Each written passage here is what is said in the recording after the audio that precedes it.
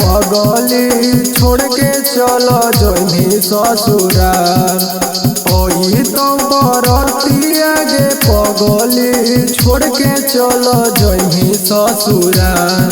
ओके घुटा घुट के जीतो तोर लभरवा पी ले तो भोर के जहर। ओके घुटा घुट के जीतो तोर लभरवा पी ले तो भोर के जहर। बरतिया गे पगली छोड़ के चलो जोनी ससुराल। ओही तो बरतिया गे पगली छोड़ के चलो जोनी ससुराल।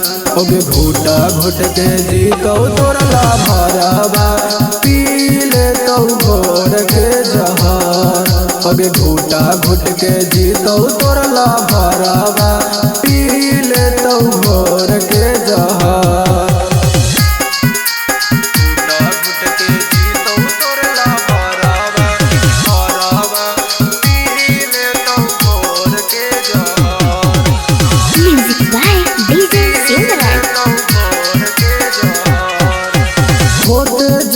मलबा पगली पर तो सिंदूरवा छोड़ के तू चल जोनी पगली ससुरवा।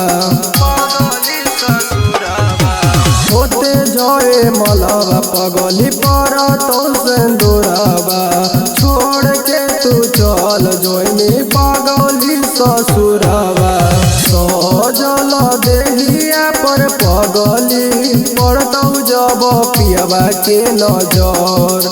सजल देहिया पर पगली पड़तौ जब पियवा के नजर। ओगे घुटा घुट के जीतो तोर लभरवा पी ले तो भोर के जहर। ओगे घुटा घुट के जीतो तोर लभरवा पी ले तो भोर के जहर।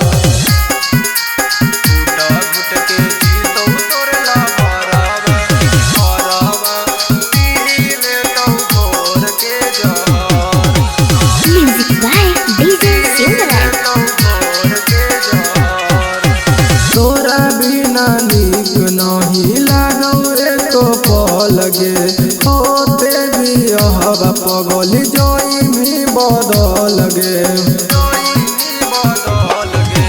तोरा बिना नीक नहीं लागौ एको पल गे। होते भी हवा पगली जोई भी बदल गे। कैसे जोई भी छोड़ के गे पगली हमारा गे नवलस के घर। कैसे जोई छोड़ के गे पगली हमारा गे सूरज के घर।